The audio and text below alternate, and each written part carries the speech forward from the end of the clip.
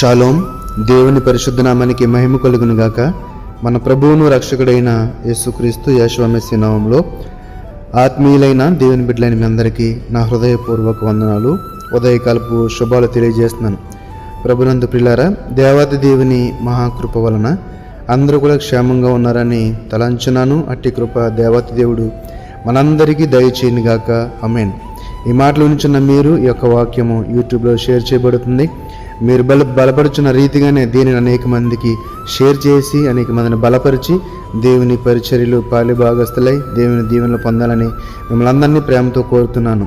సామెతల గ్రంథము 3వ అధ్యాయము 32వ వచనంలో ఈ విధంగా వ్రాయబడింది: కుటిల వర్తనుడు యెహోవాకు అసహ్యుడు, యథార్థవంతులకు ఆయన తోడుగా ఉండను. ఇక్కడ ఏం రాయబడిందండి?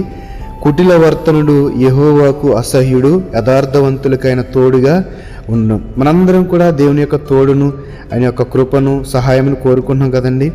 అయితే ఆయన సహాయమును కోరుకుంటున్న మనము, ఆయన కృపను కోరుకుంటున్న మనము మొట్టమొదటిగా చేయవలసిన పని ఏంటంటే మనమందరం కూడా యథార్థవంతులుగా ఉండాలి. యథార్థవంతులుగా ఉండటం అంటే ఆయన యందు భయభక్తులు కలిగి ఉండటమే. ఆయన యందు భయభక్తులు కలిగి ఉండటం అంటే ఆయన మనకిచ్చిన యొక్క పరిశుద్ధ లేఖనంలోని వాక్య భాగాన్ని చదివి ఆ వాక్యానుసారమైన జీవితాన్ని జీవిస్తూ ఉండటమే. అదే ఆయనకి కావాల్సింది. అదే యథార్థత ఆయన మనలో చూస్తున్నాడు. కాబట్టి అటు రీతిగా యథార్థవంతులుగా ఉంటే కనుక మనము అడిగినది ప్రతీది కూడా దేవుని దగ్గర నుంచి మనం పొందుకుంటామని చెప్పడంలో ఎటువంటి సందేహము లేదు. అయితే ఇక్కడ రాయబడిన మొదటి భాగంలో చూస్తే కుటిల వర్తనుడు యెహోవాకు అసహ్యుడు. కుటిల వర్తనుడు అంత కడుపు నిండా కుళ్ళేమాట, అసహ్యత అంటే ఇతరుల ఎడల మంచి స్వభావం లేని స్థితి. ఎంతసేపు ఇతరుల మీద ఏ చడిలు చెప్పాలి, ఇతరుల మధ్య ఏ గొడవలు పెట్టాలి అంటే అల్లరికి కర్త అని చెప్పుకోవచ్చు. కుటిల వర్తనుడు అంటే అల్లరికి కర్త. దేవుడంటే భయం లేదు, మనుషులు అంటే భయం లేదు. నీతి న్యాయధారతలు ఒక పాషాన ఈ బిడ్డకి పట్టవన్నమాట, ఈ పిల్లోడికి పట్టవు. కాబట్టి ఈ యొక్క మాటలో చూస్తే అంటే ఇక్కడ పిల్లోడు అంటే మగవాడని కాదండి, మనిషి అంటే స్త్రీ అయినా కావచ్చు, లేకపోతే పురుషుడైనా కావచ్చు. కుటిల వర్తనుడు అంటే అక్కడ వర్తనుడు అందరినీ పురుషులకి అనుకోకూడదు. ఇది మనిషి అన్నలకు అందరికీ కూడా ఈ యొక్క వాక్య భాగం వర్తిస్తుంది. కుటిల వర్తనుడు యెహోవాకు అసహ్యుడు. మరి మనలో ఉన్న యొక్క భ్రష్ట స్వభావం తీసివేస్తేనే మనము యథార్థవంతులు అవుతాము, ఆయన భయభక్తులు గల పిల్లలు అవుతాయనే విషయాన్ని మనము గమనించాలి. కాబట్టి పిల్లరా, మనమందరం కూడా యథార్థవంతులుగా ఉండాలని తండ్రి అనే దేవుడు కోరుకుంటున్నాడు. ఎందుకంటే మనం ఎప్పుడైతే యథార్థవంతులుగా ఉంటామో ఆయన మన దగ్గర నివసిస్తాడు, మన హృదయాల్లో నివసిస్తాడు. ఆయనకి కావలసినది అదే. అటు రీతిగానే సామెతల గ్రంథము 11వ అధ్యాయం 20వ వచనంలో చూస్తే మూర్ఖ చిత్తులు యెహోవాకు హేయులు, యథార్థముగా ప్రవర్తించేవారు ఆయనకి ఇష్టలు. ఇక్కడ కూడా అదే ఉందండి. మూర్ఖ చిత్తులు అంటే అంతా నాకే తెలుసు అన్నట్టుగా, అంతే నాకు తెలుసు, ఇంకెవరికి ఏమీ తెలియదు, తెలిసినా తెలియపోయినా అంతా నాకు తెలుసు అన్నట్టుగా ఈ యొక్క వాక్యభాగం మనకు కనపడుతూ ఉంటుంది. మూర్ఖ చిత్తులు యెహోవాకు హేయులు, యథార్థముగా ప్రవర్తించేవారు ఆయనకి ఇష్టలు. అంటే తండ్రి అయిన దేవునికి, ఆయన కుమారుడైన యెహోవా మెస్సీకి అంతసేపు కూడా కావాల్సింది ఏంటండి? యథార్థత, నీతి న్యాయ యథార్థతలు ఆయన మన నుంచి కోరుకున్నాడు. విరిగి నలిగిన హృదయము, దీనిని మనం కలిగి ఉన్నప్పుడు మనకు కావాల్సింది ఏది కూడా ఆయన అడగవలసిన లేదంటే ఆయనే తప్పకుండా మనకి దయచేస్తాడు. కాబట్టి ఈ యొక్క వాక్య భాగాలు చూస్తే కనుక చూడండి, అంత చక్కని మాటలు.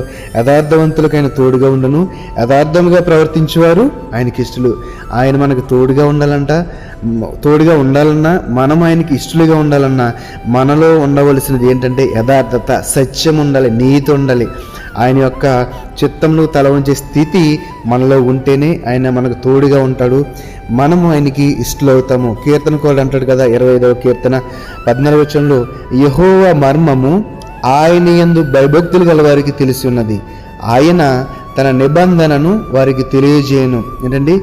ఆయన యందు ఎవరైతే భయభక్తులు కలిగి ఉంటారో, యథార్థత కలిగి ఉంటారో, విశ్వాసము కలిగి ఉంటారో వారికి మాత్రమే ఆ యొక్క మర్మము, దేవుని మర్మము, యెహోవా మర్మము తెలిసి ఉన్నది.